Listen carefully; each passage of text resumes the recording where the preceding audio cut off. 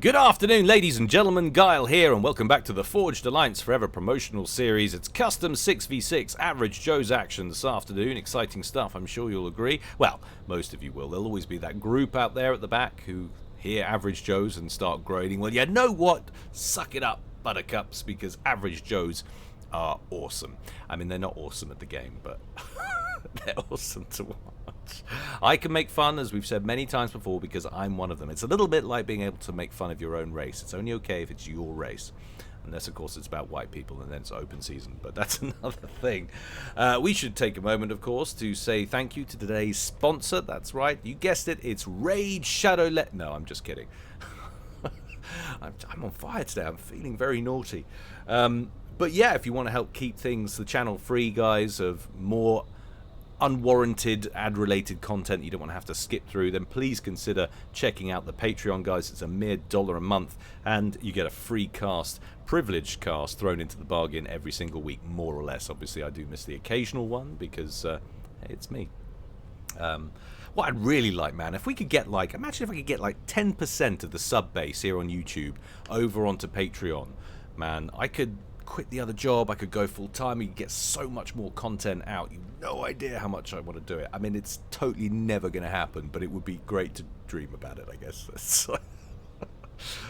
Oh dear. Oh, I almost forgot. Yeah, Forged Alliance, totally on Steam right now. So if you like what you're looking at, guys, you want to check it out, great time to go and pick up the game. It's like £1.79, 80% off. I don't know what that is in dollars. It's probably like $2 or $2.50 or something like that. Don't quote me on it, but I'm guessing it's in that ballpark. But honestly, that's literally hundreds of hours of awesome entertainment, guys, for an absolute bargain. Go and check it out. Don't forget, if you are going to pick it up, all of these games we preview here on the channel happen on the Forged Alliance Forever multiplayer client. If you click multiplayer in-game, that won't work anymore, and nobody plays on Steam via the Steam servers. I mean, some people do, but there's no community there. This is where it's at. So you've got to check out the video description below. Check out Forged Alliance Forever. Once you have the game installed on Steam, just download that client, and that will be good enough. All right, that's enough of that. It's going to be 6v6. It's going down on a generated map. I'm ready. You guys are ready, and the players are sure as hell ready. So let's go over to the game zone and see how they're going to get on. Ching, ka-ching. Oh, I thought we were going to run out of background video for a minute there. I was having a mild coronary. All very standard with the positioning today. This will be Team 1 up here at the top. This will be Team 2 down here at the bottom. Going first for Team 1, rearguard air position, if there was such a thing. The Prophet going Cybran in Elephantine Grey, opening first land. To his left in Cyanide Cyan. He hates underpants, that's right, it's THX Commando. And he is going Seraphim. Opening first land, if I didn't already say that. I think I did. Next up after him, it's the most adult of Maximuses. It's Maximus Triple X. He's going UEF and going land all day by the looks of things, with a single air factory thrown into the bargain. I'm not going to try and work out when in the bargain that is, because that looks like a royal mess. Next up, he's probably from East London, because it's the Da Dictator. I hate theirs in East London. It's all about the Da. There he is anyway. That's not actually about an autocrat. No, not at all. It's actually somebody who just loves giving dictation to his secretary. But there he is anyway. He's going Cybran. I told you I was feeling naughty.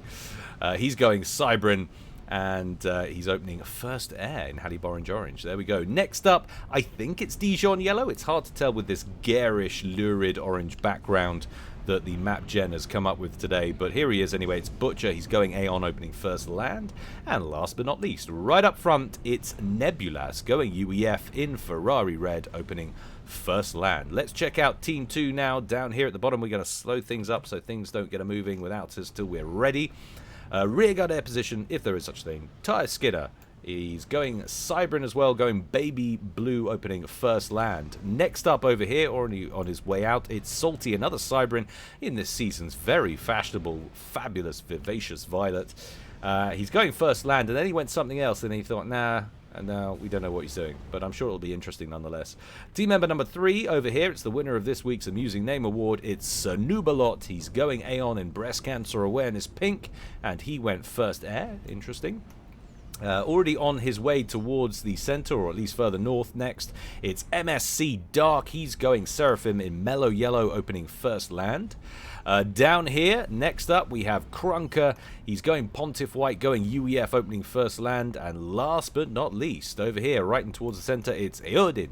Eodin? Eodin. I think it's Eodin. But we're going to call him Eodin. There he is, and he's going UEF. And he's going Combat Green, opening first land, second land, third air, I'm guessing. I think that's about right. In fact, yeah, because he's already started that. So there we have it. Both teams with exactly the same racial comp. 2 Cybran, 2 UEF, a Seraphim, and an Aeon. Game quality at 89%. Yeah, we're pretty happy about that. That's more or less balanced as far as we're concerned. It's not perfect, but it's good enough. Let's take a moment to talk about the map that the generator has kindly produced for us today. The players are all situated on these very large plateau sections here. We can see have cliff defenses, and they have 3 entry points, 1 big one down the center, and then 2 side ones here through this little depressed lake section over here. I don't know how anyone could be depressed with lakes like that. They look gorgeous. Reclaim, we have some, not a great deal, some dotted around the cliffs here. You can see there, but there's nothing for the players to go absolutely crazy on. Really quite paltry amounts. Lots of trees kicking about, but they only yield power, of course. We do have some bigger rocks down here, but all in all, not a massive amount of reclaim. I think we can adjust it back up to normal speed now since we've done our introductions and talked about the map. What have we got here in terms of ACU movement early on? So it looks like we've got 3 ACUs from Team 1 all drifting down here to the southeast. Over for Team 2, we've got Dark, we've got Nubalot, and potentially Odin moving to the other position. That would mirror what these 3 guys are doing over here. We should take a moment, of course, to mention about the 2 pros in the game, because this is an average Joe's game, but we've got 2 1500 rated players. That's what we here at Gylecast consider to be a pro level. It's pretty arbitrary, really, but it's just what we've always done. They are Commando in this position up here and Salty in this position down here. So they've mirrored each other as well. They're in exactly the same position. These will be massive targets of opportunity for their opponents if either one of these can get scalped early on. But it's going to be hard to get to, of course, because all of their infrastructure buried in there at the back. But these guys probably going to have to bring their ACUs out onto the flats. This will be where they'll get got, if anywhere. What have we got here? Transport away there for profit, looking to expand over here, over on the flats. T1 Bomber out from Maximus with some early harass. A kill there. That's only registering 1 kill, but he's killed an engineer there and there. I totally saw it happen while I was chatting, so I don't know what's going on there. Engineers or devs, check out your code, please. Lovely little bomb right in the center of Eodin's base. Picks up 4 lonely engineers. And there's more engineers over here who are totally vulnerable. How did he manage that? He dropped a bomb over there and over here. Managed to miss these. He clipped 2 of them. But it was another potential 4 engineer kills over there. I don't know what happened there, or whether that was a second bomber that I totally missed with my world famous tunnel vision that I'm sadly in the possession of. Engineer drop. Looked like it was going somewhere important, but then has scaled back somewhat. That's the move that he's made. It looked like he was thinking of going over in that direction, but I guess it wasn't to be. Wow, that's a large quantity of mech marines filing in through the center from Nebulous. Engineers from Krunker trying to get a point defense online. They will not be successful. Gunned down in their prime. How very sad. And further on they push in towards Salty's base up at the back.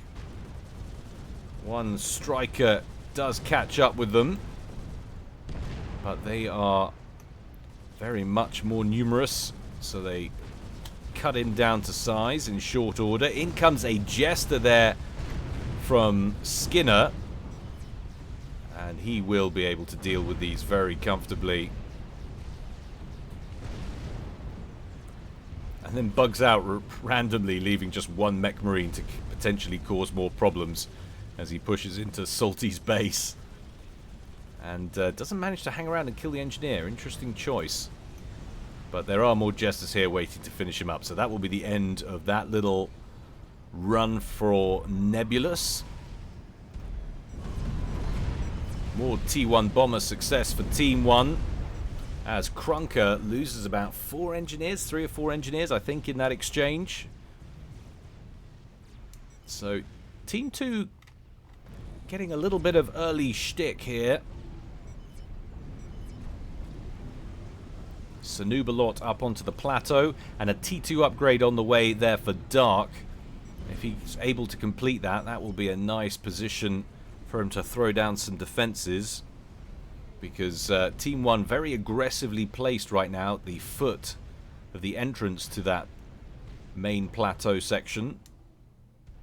You can see a slightly different story over here. Team 1 with Dictator. Dictator all the way out here in the position that they are sat on the other side of the field. So occupying a little bit more territory.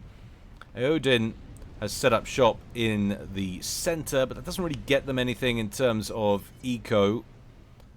So Nebulous not even trying to contest with that. He's happy to sit back for the time being with his spam, and he's brought his comm out to assist Dictator, who's just about to complete the T2 upgrade. There it goes. And he's going to go straight for a Burst Master, some flak, and get assistance from his teammate. Concerned maybe by the emergence of the Jesters, having just seen them eradicate those mech marines. Don't want to suddenly end up getting sniped because they hadn't prepared. Dark was able to complete the T2 upgrade and has gone straight for a point defense up there on the ridge. And that should open up on Commando when that completes. Absorbs a bomb from overhead there from Commando. Amazingly, the Commander's so rarely the primary target. Nubalot advancing forward. And Butcher with double gun upgrade on that Aeon Com. So a lot of range, a lot of rate of fire, a lot of damage. Could make life very difficult for Salty and Krunker down here. Salty about to complete a T2 upgrade. Probably would have been better going down on Krunker, get the UEF point defense and shields.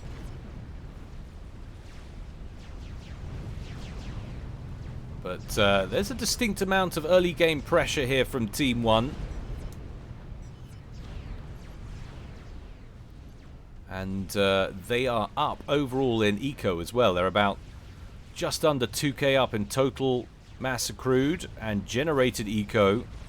They're up, well, a good 50 odd mass by the looks of things. Another upgrade on the way for Dark. That's paused on the main upgrade with the ACU, but just getting assisted. That's a way to build an upgrade slower if you're newer to the game. You can pause it, but still continue to build that upgrade with the engineer. Then you're only using the build capacity of one engineer as opposed to the build capacity of the commander, which obviously is a lot more, and that will sap a lot more resources. Handy little resource management techniques there. Ooh, so he started a nano upgrade and then changed his mind. He's got the gun and the T2 engineering suite there. Maximus soon to have a shield gen. Already has 2 triads up. And this will be an advantage. The fact that he's got a UEF commander there. But look at the war for the southeast. Krunker and Salty both working together on point defense. Butcher absorbing a lot of damage, trying to assist Dictator, but there's so many Cerberus turrets online down here now. It looks like there's about 4, or will be 4. This one not in range anymore, so there are 3 that are. That one is about to go online. The shield does complete, but it's not going to last very long. And neither will Butcher if he continues to harass. Down goes the shield gen. Getting a little bit of Lobo fire inbound, and now some Mantis pressure. Surging forward. Butcher the recipient of all of the rest, the remainder of the Cerberus turret fire. That took him down to below 50% health. He's on about 5,500 of 13 something K. So he is going to bug on out of there. Second point defense lining up for Dark. Odin with a naughty little tac missile battery. In the center there, hasn't got any kills to his name as yet. That must be brand new. We do have tac missile defense back here, but these certainly are all vulnerable, as are mexes and things over here. Tac missile defense further back defending these, so they're all safe. First one away. Is it the radar? No, it is not. It is the mass extractors. Bosh! Saw that missile coming in, didn't even bother to carry on working on the mass storage. And engineers over here working on some tac missile defense to prevent that from happening again. Look at this though. Prophet brought his comm right forward and doing a cheeky little distance build up the side of the cliff. Threw down a bunch of point defense, but Dark had enough units there to comfortably unseat his position. So Prophet forced to just hoover back up his mass, and he's going to take a couple of those tanks with him with the reclaim option. That's just plain rude if you ask me. One lone land factory from Sanubalot placed down in the valley here. That's going to get torn asunder though by Commando, who's advancing with a bunch of Zuis. Beautiful overcharge, takes out about 5 T1 units in one fell swoop. Tactical missile upgrade on the way for Krunker's commander. Salty has the stealth upgrade, I believe. Hard to tell. I can't see the purple. It's more visible when he's not under a shield and when he's walking. Butcher still languishing under the waves with that double gun comm. Surprised he hasn't been a little bit more aggressive in different places. I'm doubly surprised that this position is still in operation. The comms have withdrawn. Dictator moving back here, and he's throwing down a Gunther.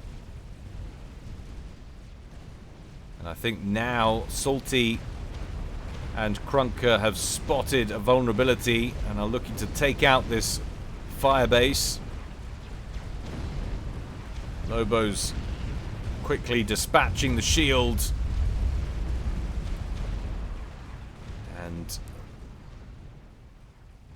leaving vulnerable the structures underneath. Nano repair upgrade started once again. We briefly saw him start that a while ago.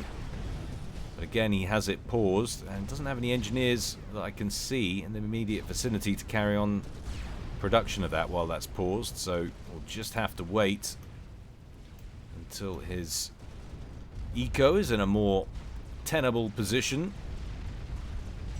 Incidentally, you might be hearing the pinging of chats going off. I have disabled chat for this game. There was no like horrible abuse in it. I think that's fair to say in the chat. No nasty racism, sexism, homophobia, really, that I could tell.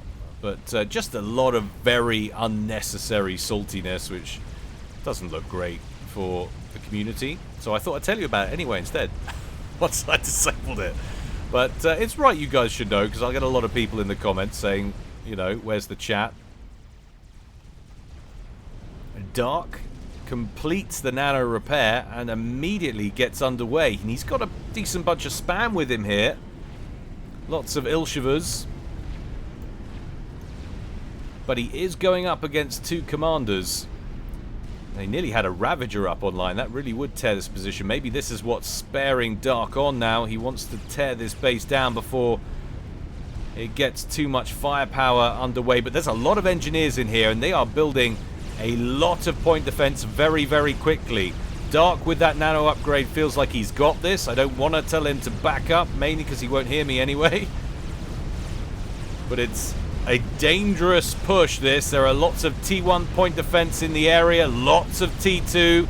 Dark hit points plummeting very, very quickly, despite the 86.2 regen he's getting. Deep into the red. I don't think he's going to get out of there in time. Boom! Almost on the cusp of 16 minutes. MSC Dark, the first ejection from our game, with an ill-advised push on that position over in the west.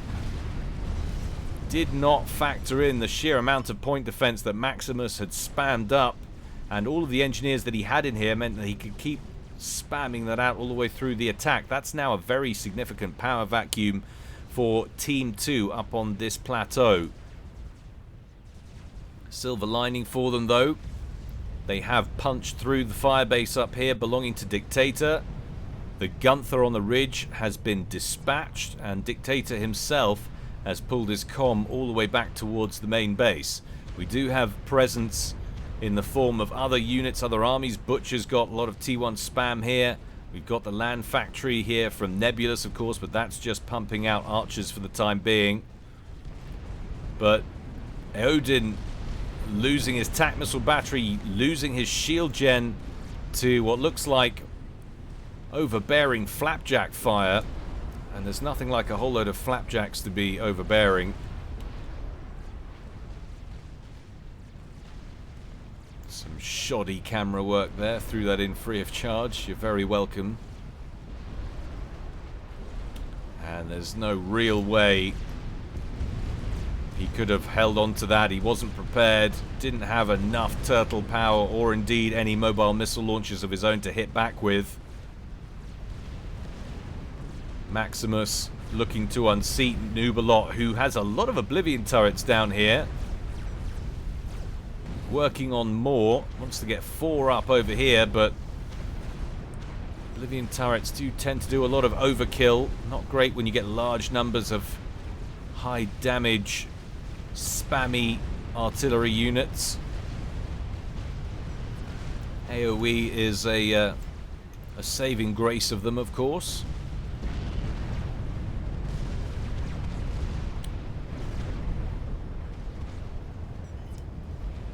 A lot of pillars in this mix from Krunker. And what's interesting is, despite the loss of Dark, Team 2 not that far behind eco-wise. They might even be ahead. No, I don't think so, but they're not that far behind. 440s to 460s, something like that. A lot of flux. Sanubalot ousted from his position down here. Just a couple of Oblivion turrets remaining. That one taken out by a Lobo. Just this one in the backfield here. It's about to succumb to Maximus's comm.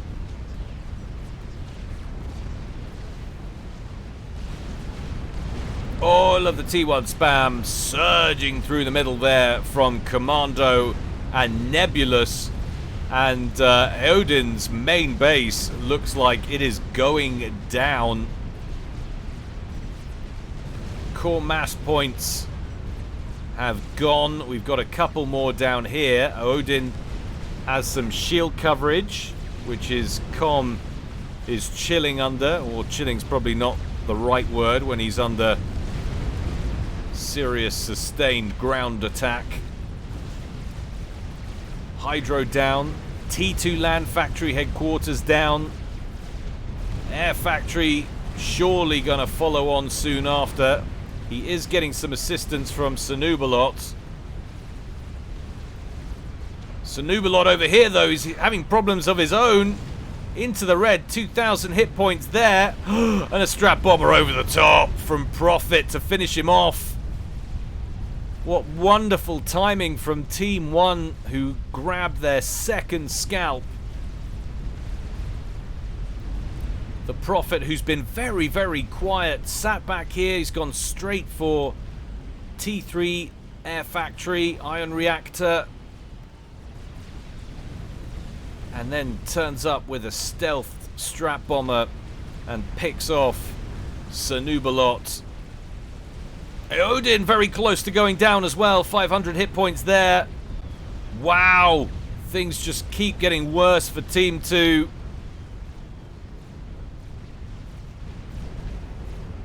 Team 1, though, seemingly running out of units to pursue Odin. Meanwhile, Krunker's been pushing up over in the east with his pillars, but they are now outmatched as Butcher has Harbingers on the field. Tech 3 assault bots ripping through those tanks.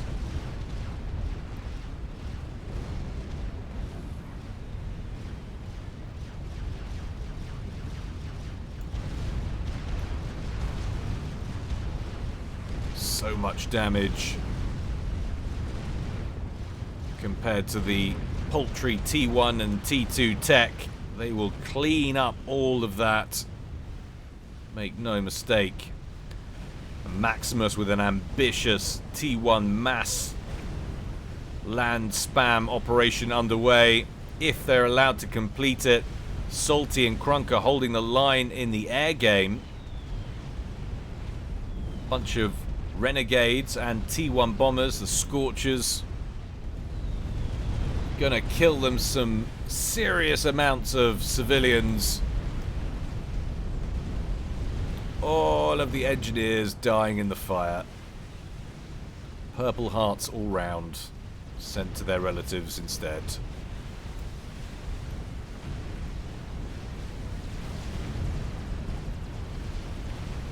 Ouch. So Commando comes fishing with his interceptors, only to run into a very substantial wave of ASFs from Skinner. Haven't seen much from Skinner and Prophet. They've just been sitting at the back most of the game, tinkering away. But Skinner, not only has he got a whole bunch of ASFs out, he also has T3 gunships on the field, and they've moved up to take care of some of these Titans belonging to Nebulous over here in the east. Might be able to bag a Harbinger or two as well if they're feeling ballsy. Where is the Air Force from Team 1? Prophet is working on it. He's got 5 air superiority fighters. That is not enough when there are 13 belonging to Skinner. Although he hasn't shadowed his gunships very well, so he's going to lose 1 or 2 here.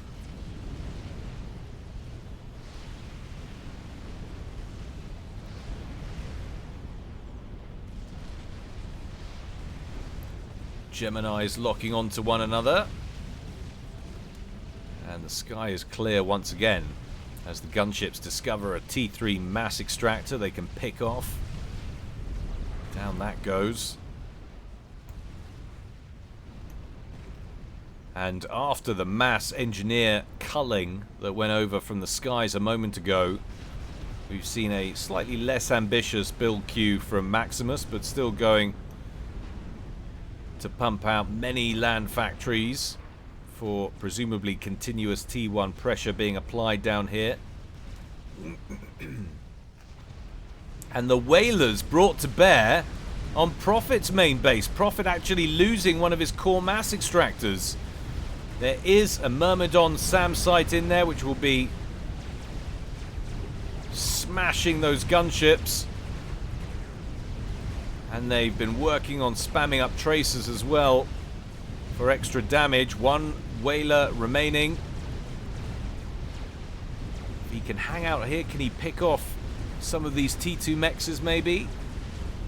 Doesn't feel like it with a single Whaler.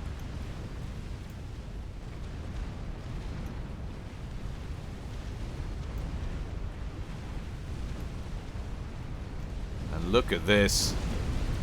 Now we've got Percival issues rolling in from Maximus, and a cheeky little run by in the backfield. It's all T1 spam, and it's all going to get gizzarded by these gunships. But this has been a wonderful transition for Team 2, really making air work for them. They got the initiative, they got the advantage in the air game, and they've managed to pump out enough gunships that it's allowed them to hold Team 1 at bay. because you could very easily have seen this situation develop into a solid play against Skinner, or indeed to pick off Odin again. Although Odin not really a force in this game at the moment. That might change later on. Over here in the east, Bernie Sanders on his strut. Someone said to me the other day, why are they Bernie Sanders? Well, I mean, look at his gait, the way he walks. That is Bernie Sanders carrying a beach parasol, if ever I've seen one. Clearly.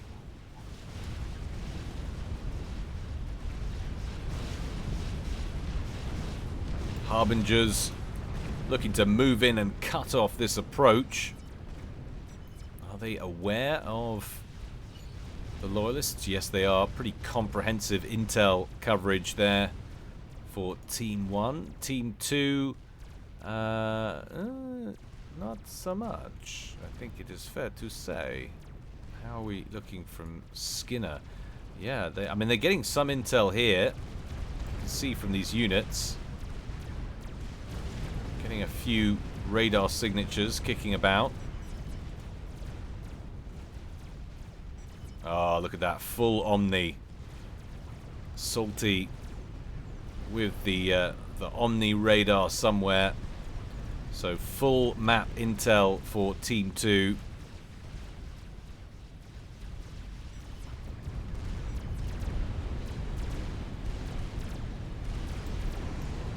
Now Bricks moving up on Maximus's position. Maximus, who looks like he might be making a play for the water over here.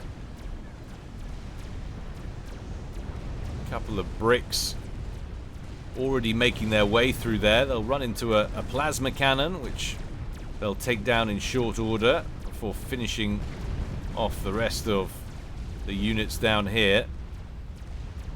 But 3 Bricks over here just chopping their way through units and structures. But there are Percivals inbound. And with that massive Alpha Strike, they are sure to ruin your day. Now, where are we in Eco? Well, Team 1 miles ahead. 1k versus 573. That might have been down to a power lock as it jumps up to 780. I don't think it is, you know. I think that might be legit. Team 2 are, of course, down 2 players. They are not able to settle all of this territory up here. Just take a look at the team spread. I mean, that is a lot of mass that they can't pull in. And then on top of it, of course, Odin was smashed pretty heavily. But what's this? Salty completes a Soul Ripper and is producing cormorants. They have seen Maximus move into the water. Maximus anticipating the threat, already getting to work on aquatically based SAMs.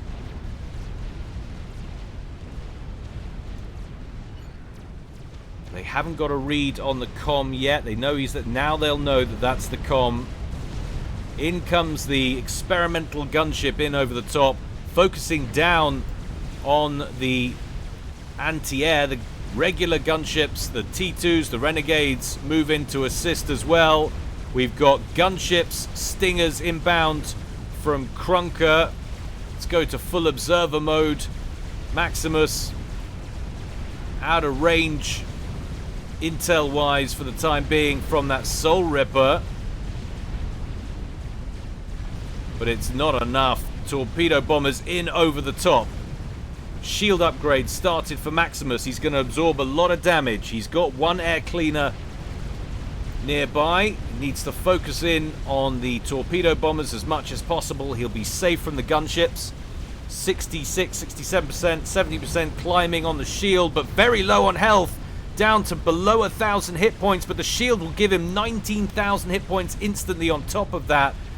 How long will it take those cormorants to chew through him once again? Is he going to be able to get out of the water? He doesn't want to do that, remember, because there's a Soul Ripper hovering right above him. He is running out of aerial defenses in the water.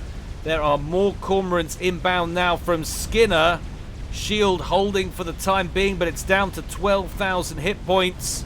He starts work on new flak batteries, just trying to thin out the skies overhead and keep himself in the game, but it's not looking good. He is well and truly trapped here, and there's no way for his teammates to come and assist because they've completely lost air control. The shield is gone, and his hit points are joining them. Bosh! Maximus out at 30 minutes. What a wonderful reversal in fortune for Team 2. All motivated by airplay. Salty, Krunker and Skinner all focusing air. They had the run of things. I mean, we've got no ASFs. These are all the ASFs that I can see at the moment for Team 1. We've got one or two over here as well for Dictator, but that's it. And that has allowed Team 2 to get back in this. Look at the reduction in pressure with the absence of Maximus now, the exit from the game, his departure massively opening up the game for Team 2.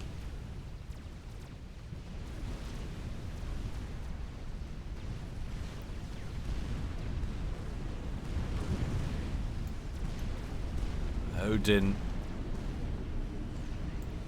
under shield coverage, and some nearby clink hammers going up there belonging to Krunker, who has dotted around lots of different defensive emplacements.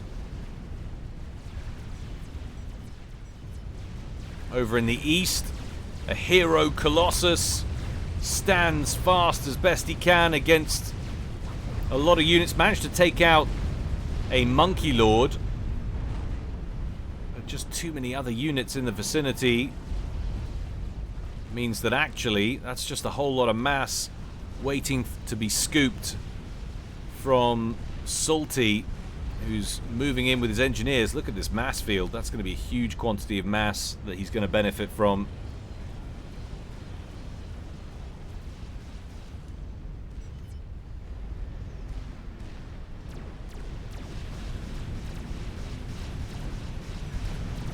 Bricks rolling forward.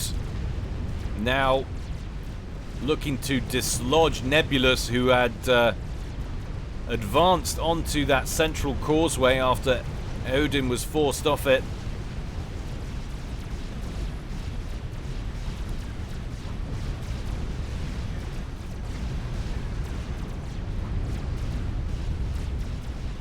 One lone Ravager doing its best.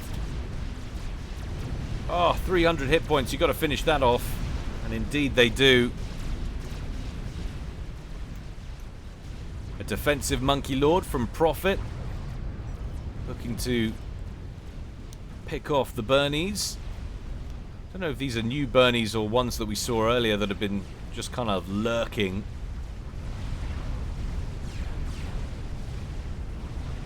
Team 1 needs to switch it up and make something happen, because it really feels like they're on the back foot now, and they actually are. They might be up a player, but in terms of eco generated wise, that is a huge difference. Several hundred difference in terms of mass. I mean, they're way up overall. 1.1, 1.11 million versus 888k. But mass that's gone before means nothing. Absolutely nothing. Kill loss ratios have actually been pretty even. Team 2 with a slightly better, but I mean it's 0.75 versus 0.72, which is extraordinary. It's like how much friendly fire has been going on. Shouldn't the other one roughly equate on the other side of 1 what that is? Maybe I'm imagining it. Like they've just been throwing their troops away, regardless. But then this is an average Joe's game. Anything's possible.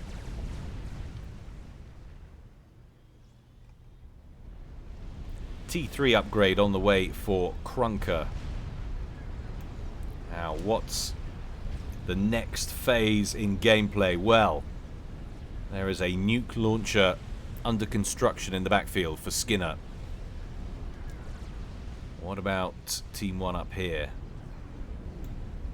What have we got? Anything? Any switch in tactics in play? I mean, we've got a quantum gateway on the way, but no magical strats brewing to turn this around.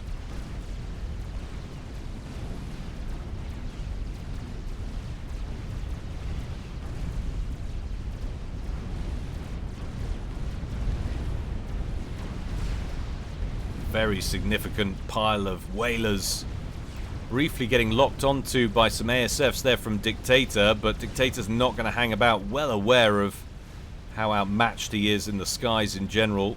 Ooh, nice bag of a Starlifter there. Looked like there were 4 or 5 engineers on board that won't be writing any more letters home to their ladies.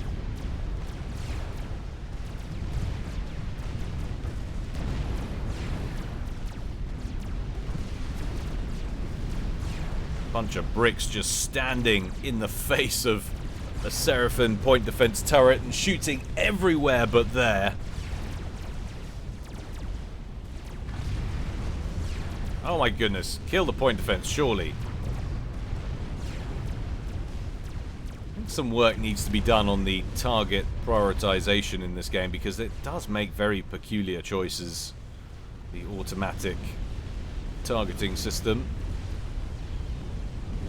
Now, a curiously placed GC. I'm wondering if Butcher thought that he could rock up over here and just laser face all of this from the water.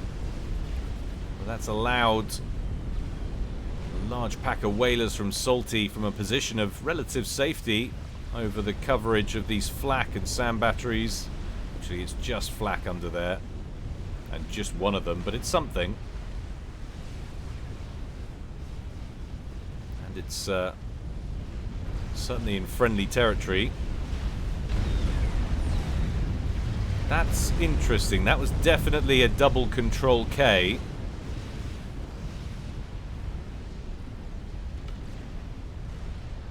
I mean, surely you're not worried about ranks in veterancy on torpedo bombers. That seemed to be the only thing that was engaging on those. Deliberate control K. That is, yeah. I wouldn't have done that there personally, but answers in the comment section below, guys. If you saw something I didn't on that. And while you're down there, give a like up for these Joes, will you? And if you don't like Joes, give a like up for me. I need it. I'm very shallow and self-obsessed.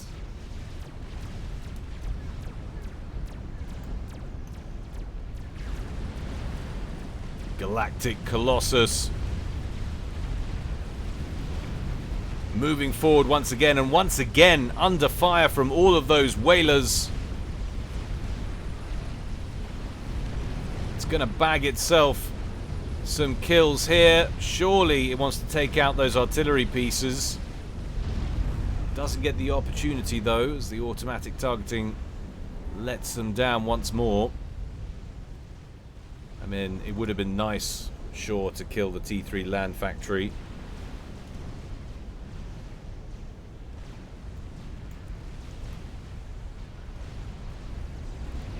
Wow, that's super ballsy when you've got so many gunships you can just steamroller over T3 anti-air like it's nothing.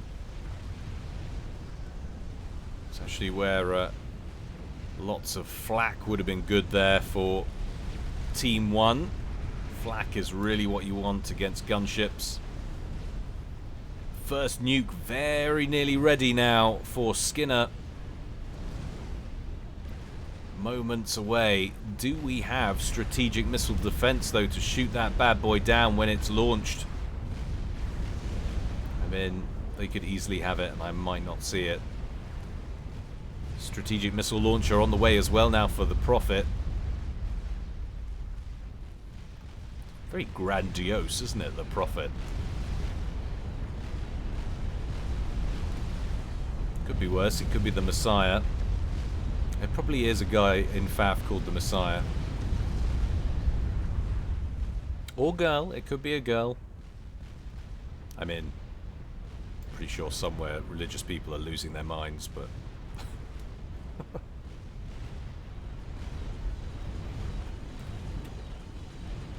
Percy's evacing in the face of long-range fat boy fire. They don't want any part of that, and I don't blame them, quite frankly, with no way to hit back at it at that range. Moving to safer territory. And two fat boys rolling out to meet one another. But the fat boy for Nebulous has assistance. Would you look at all of these parashields? Lots and lots of extra shielding. Conversely, Kruger's, or Krunker's, sorry, not Kruger, Krunker's is all by his lonesome, and it really shows.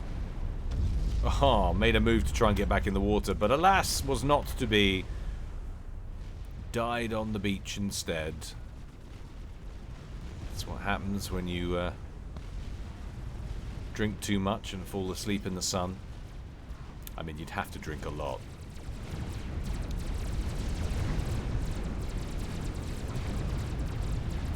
And some bricks emerging out from the water straight into an Ethota, pursued by a Monkey Lord. They're not going to make it into the main base anytime soon.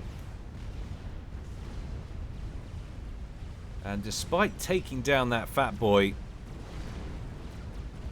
Nebulous didn't move his up as yet to try and put pressure. It might have something to do with the fact with the massive crabs belonging to Salty, which are lingering just below the waterline down here,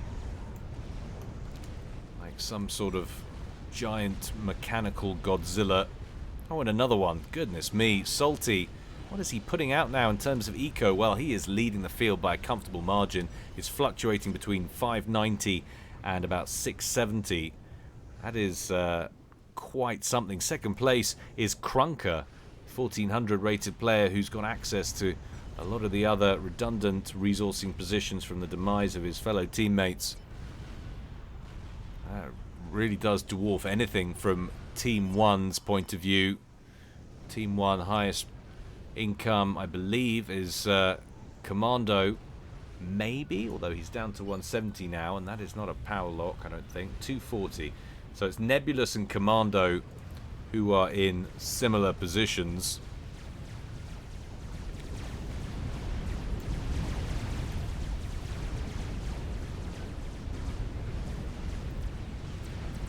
But look at that Air Force. And Krunker has, we haven't actually spoken about it, but he has set up a massive spam shop up here at the top left to try and funnel spam in continuously, but he does have a couple of experimental sized problems heading his way. Huge quantities of T1 bombers in from Commando. They're going after the spam or the factories? Looks like they might get neither as the Air Force shows up and just obliterates that entire bombing squadron.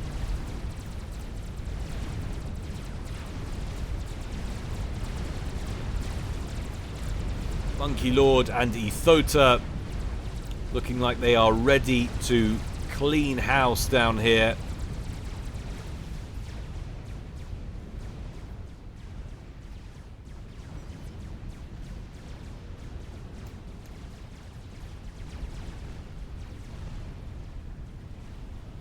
%, done on a nuke there. And one nuke loaded here already, of course, and about 30% done on the second one.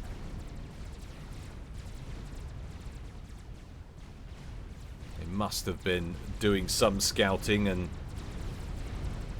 discerned that there is indeed strategic missile defense coverage.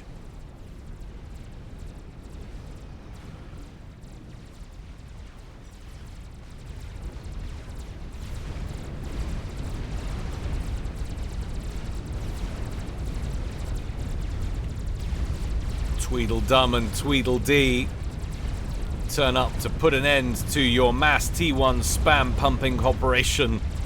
That is surely a done deal. All of the northern factories capitulate to that firepower. And that's a lot of Cougars as well.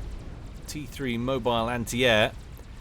Incidentally, if you weren't sure on those, if you've only ever played regular SOPCON, this is yet another one of those little additions that's been produced, rendered, added by the community, integrated into the main FAF mod.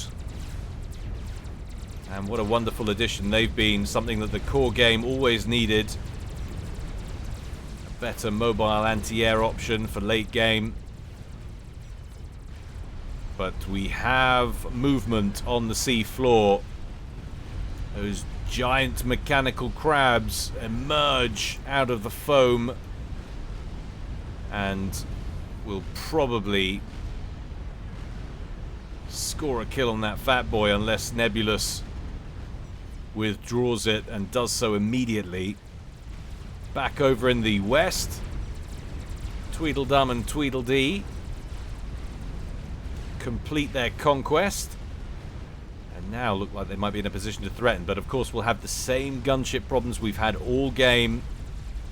Strategic launch detected. Hello. So interestingly, the first nuke out is actually from the Prophet on Team 1. Where is that going? That's going in very beautiful position. That's going to cause massive unit casualties here. The experimentals will weather the storm and the nuclear fire, but the regular units will not. Ouch! Oh, that hurts. That hurts so bad. And it took out a whole bunch of fighters as well. Just sublime defensive nuclear strike. Megalith over here, hit points plummeting, but I think they will bag the Colossus kill first.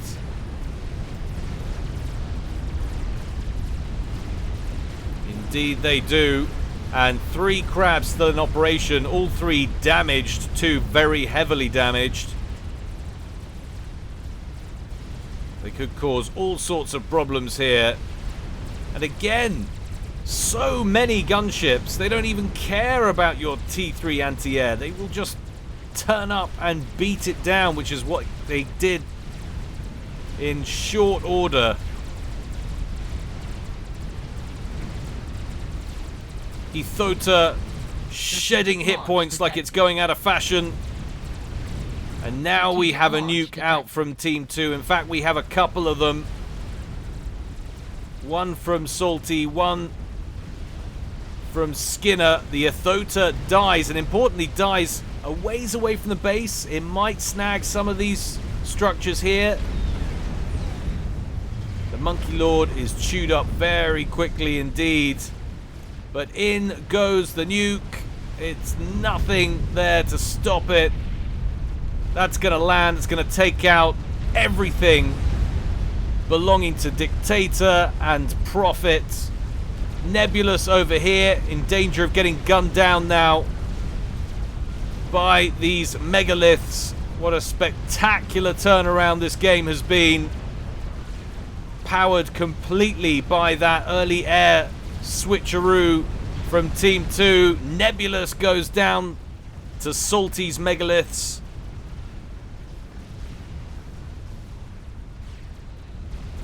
Butcher standing out front in the face of swathes and swathes of Percivals, and of course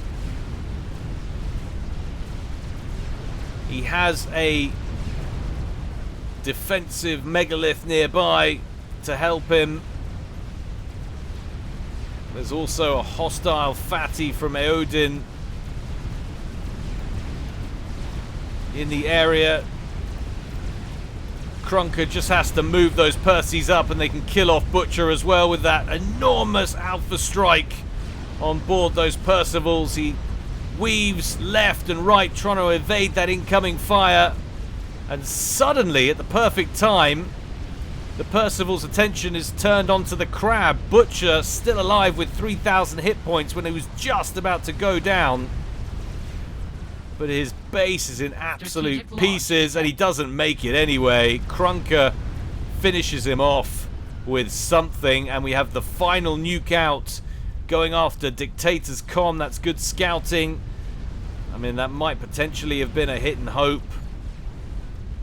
They might have gotten a spy plane over it and seen it. But Dictator will be going down. That head of water nowhere near enough to protect him. And that will leave Commando and Prophet. And Commando really the only one with a base left. Prophet does have a T3 mech. He's got a couple of iron reactors. They're completely exposed though. Strategic launch detected. Another nuke out from Skinner. And that is going after the very main base of Commando.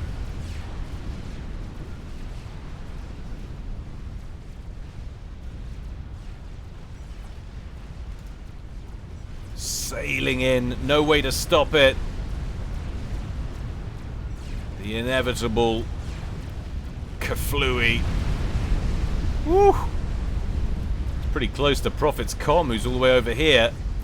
But I never really understood this. I was going to talk about it earlier. That was an interesting choice. Lots of cruisers. I suppose it would help with the area deny in the skies and give them an ability to shoot inland, but really, how far inland is that going to go? Actually, it goes quite far. They do reach much further than I thought they were going to on this map. But still, not enough to threaten the main base. And that's all very much defunct anyway, as Salty turns up with an experimental bomber, sinks 4 in one volley. 50 minutes gone, and Team 1 all but out of this game now, with no real way to fight their way back in. Lots of build capacity moving northwards from Team 2, scooping mass. There are tons of experimentals and building wrecks to capitalize upon. That's a juicy little bomb right there. Oh, a lot of friendly fire though, taking out all those gunships. Tons of renegades belonging to Skinner get absolutely wiped by that bomber, which has now got 50 odd kills.